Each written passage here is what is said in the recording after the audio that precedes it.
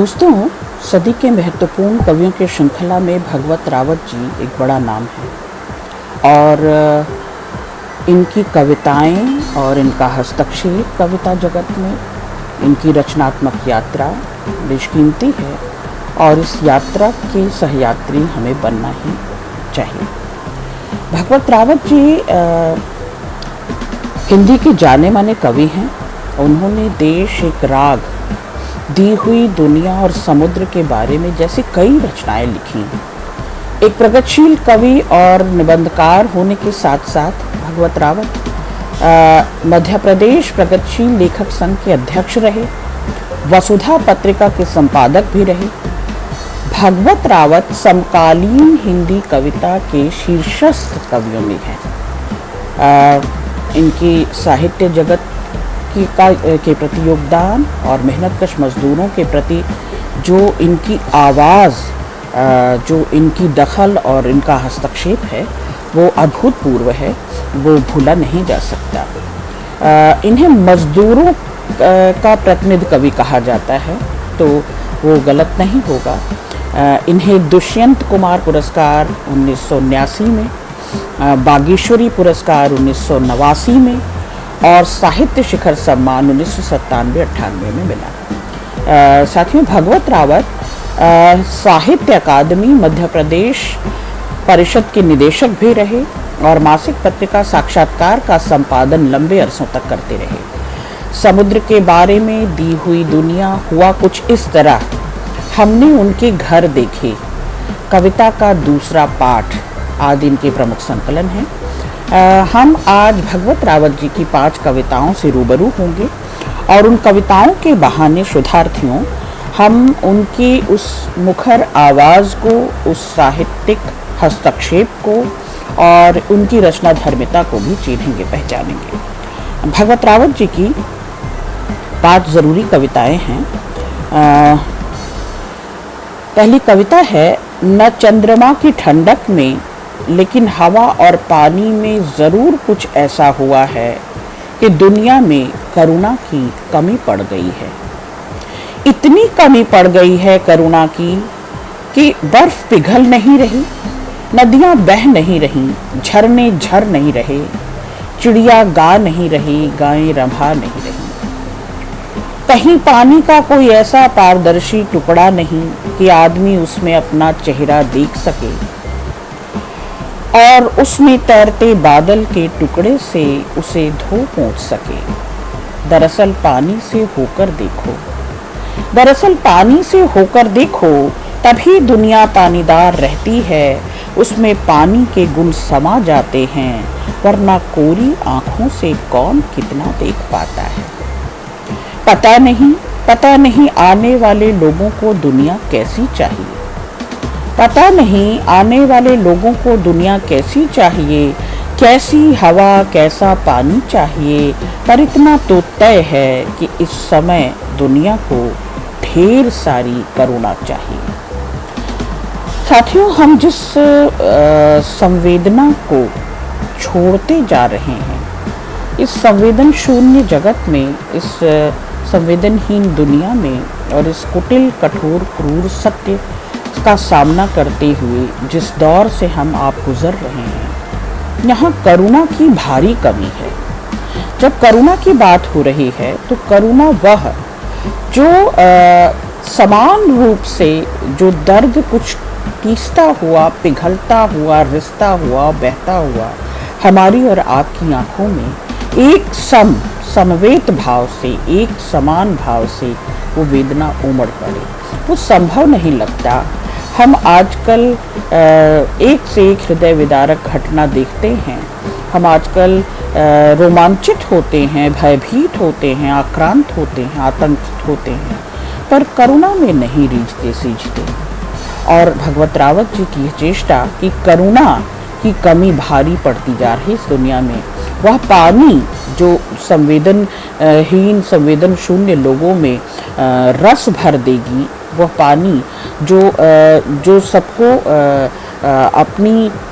अपने जुड़ाव से, अपने लगाव से संलग्न कर देगी, वह पानी, हवा और पानी जो इस संपूर्ण मानव प्रजाति के लिए ज़रूरी है, उसकी दया, माया, ममता, मोह, अगाध विश्वास के लिए ज़रूरी है, वह सब कुछ दरअसल इस मनुष्य प्रजाति से कहीं छूटता छिटकता जा रहा है। दूसरी कविता है हुआ कुछ इस तरह। कुछ लोग आहत होकर निकले थे घर से, कहानी सुनाते हुए कहते हैं लोग कि पानी पीने को लोटा डोर तक नहीं थी उनके पास। न कुछ से जिंदगी शुरू की उन्होंने पराए शहरों में, और तन मन लगाकर कमाया धन, धन से मान, मान से नाम। इस तरह वे एक दिन नगर सेठ हुए, जिए पूरी उम्र सफलताओं की पताका लहराते हुए। वे गाजे बाजे के साथ स्वर्गवासी हुए। इरादों के पक्के वे कभी लौट कर नहीं गए अपने घरों की तरफ। घर ही आया उन तक उन्हें प्रणाम करने और धन्य हुआ। हर किले का जिस तरह होता है एक बड़ा सा दरवाज़ा जिसमें किला खुलता है, उसी तरह हर शहर के पास हुआ करता था कोई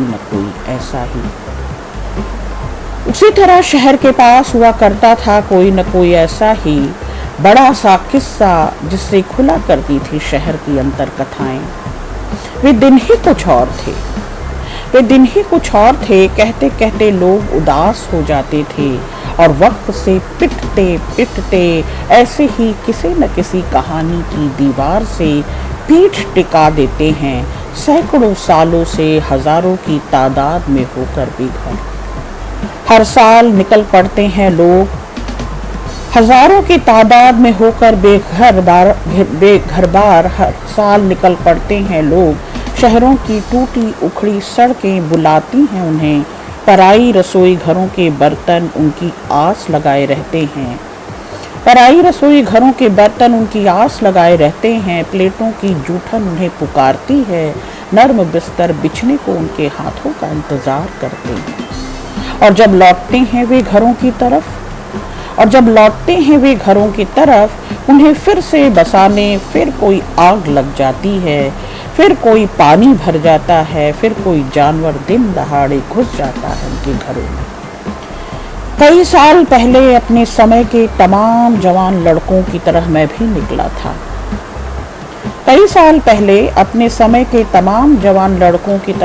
निकला था घर से, छोले में कुछ कागज डालकर। पर छोड़िए इस कहानी में कुछ भी नया नहीं है। आप बतलाइए आप कब और क्यों आए इस पराए शहर में। मंगलेश डबराल जी की भी ऐसी ही एक कविता, पहाड़ से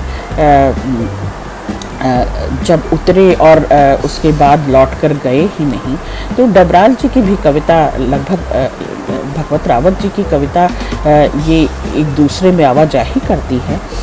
दरअसल ये जो महानगर हैं, जो ये मेट्रोपॉलिटन शहर हैं, जो रोजी रोजगार की आस देते हैं, जो अपनी चकाचौंध में, अपनी रोशनी में, अपनी आँच में, अपने तेज में आकर्षित करते हैं नौजवानों को, और वो अपना ताप लेकर, अपना ओज लेकर, अपनी ऊर्जा लेकर इन महानगरों की ओर बड़ी आस से आते हैं और प्यासे रह जाते हैं, वंचित रह जाते हैं, विस्थापित रह जाते हैं।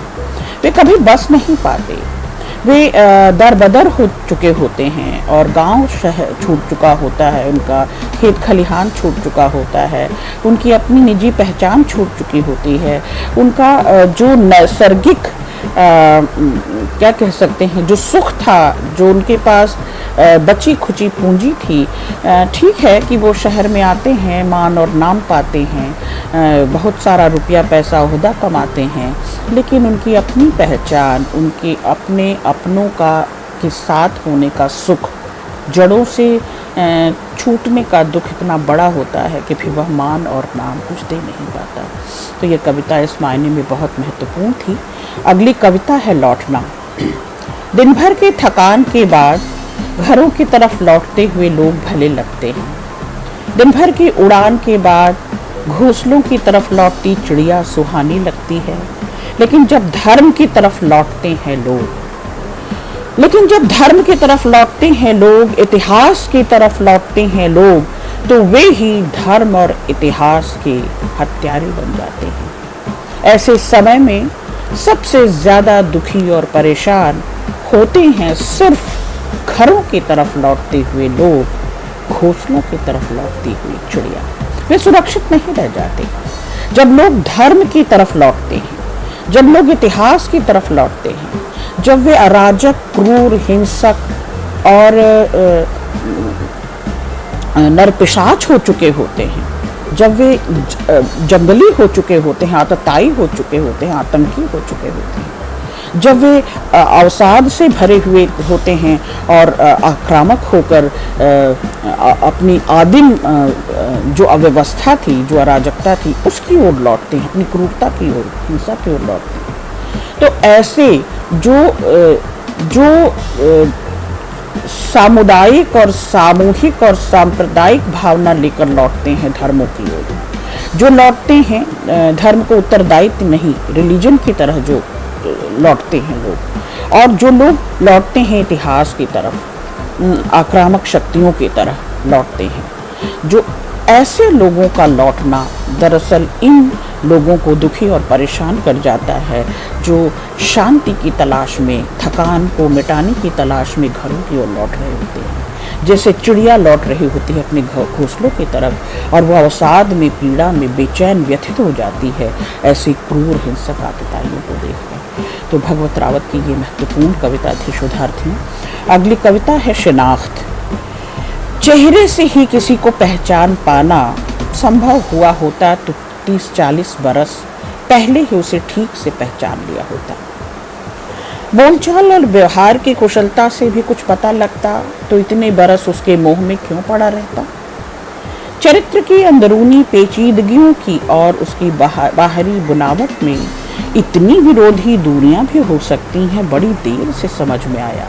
दरअसल आज़ादी की ठीक बाद लोकतंत्र के ढीले ढाले झोल के चाल चलन में धीरे धीरे युवा होते आदमी ने वे सारे पैंतरे विरासत में उन दलालों से सीख लिए थे जो हमेशा ऊंट की करवट देखकर ही अपनी चाल चलते थे, जिनके एक हाथ में राष्ट्रीयता का झंडा होता था तो दूसरी हाथ में स्वामी भक्त होने का तमगा। कुल मिलाकर यह कि उसने सीखी ऐसी सधी हुई भाषा जो किसी को नाखुश नहीं करती। कुल मिलाकर यह उसने सीखी ऐसी सधी हुई भाषा जो किसी को नाखुश नहीं करती। उसने गढ़े ऐसे नारे जिनसे न कोई असहमत हो और न कर सके कोई विरोध।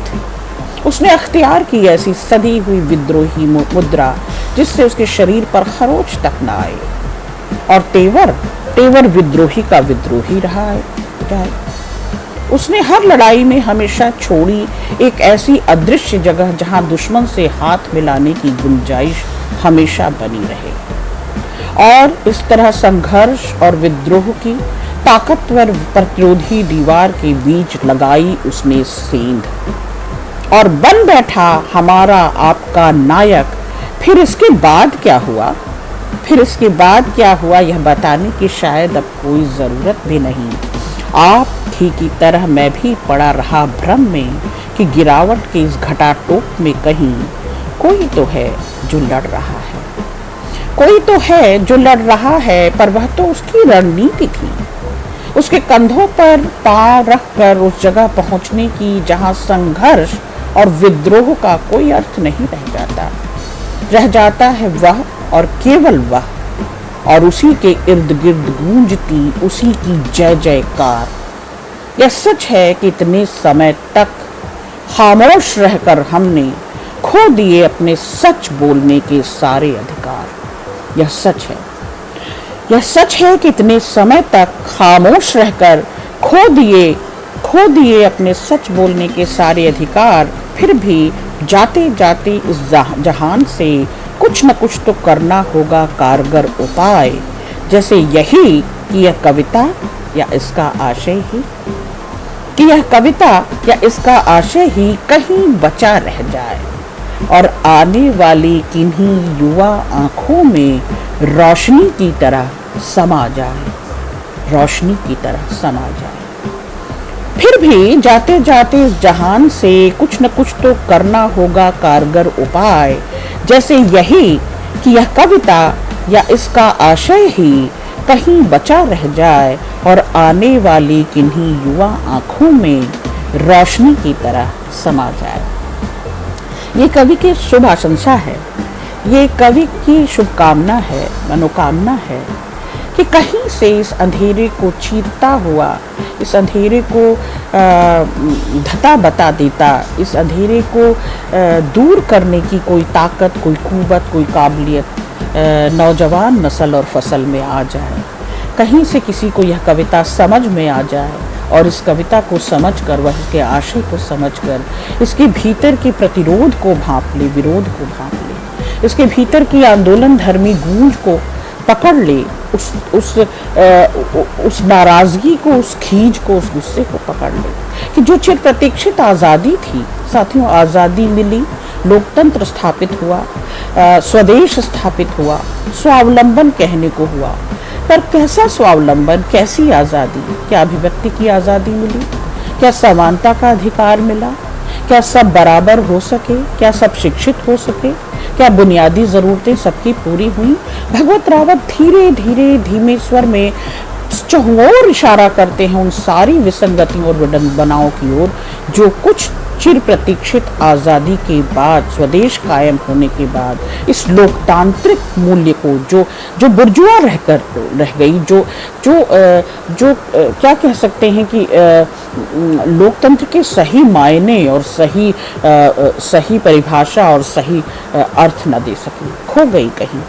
और विरोध के स्वर को, प्रतिरोध के स्वर को चिन्हने वाले लोग, चिन्हित करने वाले लोग हाशिए पे कर दिए गए। और जो अवसरवादी थे, जो खाओ पेटू समाज था, जो इस घुटन से, संतरास से, पीड़ा से, बेचैनी से पैदा खाओ पेटू समाज था, जो हर चीज़ की मूल्यवत्ता अवसरवादिता में देख रहा था, वह धीरे धीरे पनपने लगा, वर्चस्व को छूने लगा।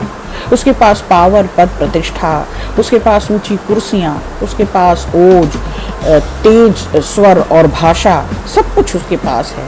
और वह ये जान चुका है, गणित बैठा चुका है, वह इतनी राजनीति समझ गया है, इतने जोड़ घटा समझ गया है कि वह अपने छोटे छोटे दल बना लेता है, छोटे छोटे निहितार्थी गुटों के साथ अपने स्वार्थ साध लेता है। तो ऐसे अवसरवादियों पर यह कविता कटाक्ष करती है कि इन मूल्यहीन, इन अवसरवादी, इन मूल्यों से गिरे हुए, अपनी आदमियत से गिरे हुए लोगों के बीच ये कुछ मुट्ठी भर आंदोलन कर्मी, आंदोलन धर्मी कहाँ टिकते हैं, कहाँ रहते हैं। पर अभी उम्मीद बाकी है। कविता वही होती है साथियों जो उम्मीद जगाए, भरपूर अंधेरे में भी एक रोशनी दिखाए, एक प्रकाश, एक रोशनी की धीमी सी सूत भर ही रोशनी जो आंखों में चुंधियाए नहीं, आंखों को रास्ता दिखाए। और वो भगवत रावत ये उम्मीद करते हैं कि जो नई नस्ल आएगी, जो ये कविता पढ़ और सुन रहे हैं, वे कहीं से इसका आशय समझेंगे और इसके मायने समझकर इन लोगों की शिनाख्त करेंगे, इनकी पहचान करेंगे। तो शिनाख्त ज़रूरी है और शिनाख्त जारी है। अगली कविता है थक चुकी है वह, इतनी थक चुकी है वह, प्यार उसके बस का नहीं रहा। 35 बरस के उसके शरीर की तरह जो 35 बरस सा नहीं रहा। घर के अंदर रोज सुबह से वह लड़ती झगड़ती है बाजार से, और बाजार में रोज शाम घर ढूंढते ढूंढते खो जाती है। रोटी बेलते वक्त अक्सर वह बटन टाँक रही होती है और कपड़े खींचते वक्त सुखा रही होती है धूप में अधपके बाल। फिरकी सी फिरती रहती है पगलाई वह, बच्चों को डांटती फटकारती, और बिना बच्चों के सोने घर में बेहद घबरा जाती है। कितना थक चुकी है वह। मैं उसे एक दिन घुमाने ले जाना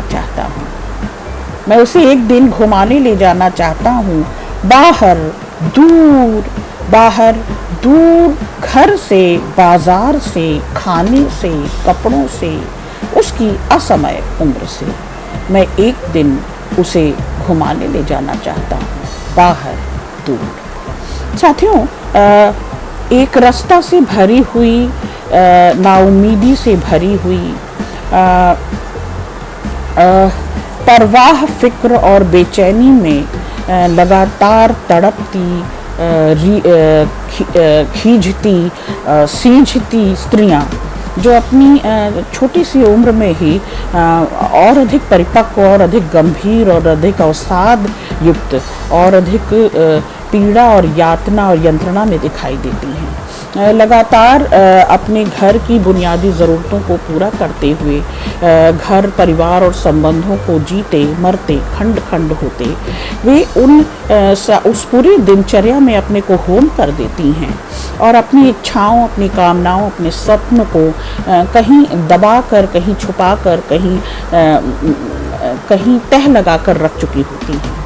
ऐसी स्त्रियों के साथ खड़े होते हैं भगवत रावत और कहते हैं कि वो लगातार जो इस घर के लिए सींझ रही है, खर्च हो रही है, मैं चाहता हूँ कि उसको इस जटिल दिनचर्या से, इस कठिन दिनचर्या से, इस आपाधापी से, इस दौड़ भाग से, इस रोज़ की घटन से कहीं बाहर निकाल कर कहीं दूर लेकर जाऊं, जहां ये थोड़े समय के लिए भूल जाए अपनी दिनचर्या, अपनी खटनी, अपना खर्च होना और इन कपड़ा, भोजन, बच्चों की देखभाल, प्रेम, परवाह, इस सब से थोड़ी देर की थोड़ा सा अंतराल ले ले, थोड़ा सा स्पेस ले ले, थोड़ी सी छुट्टी पा ले, छोटी सी छुट्टी पा ले और वह अपने साथ जिए, अपने आप को जिए, अपने आप को पाले और थोड़े समय के लिए अपने मन को बहला ले। तो इस सारी खटन से बाहर निकालना चाहते हैं भगवत रावत और हर उस स्त्री के साथ खड़े दिखाई देते हैं। श्रोतार्थी, बहुत शुक्रिया।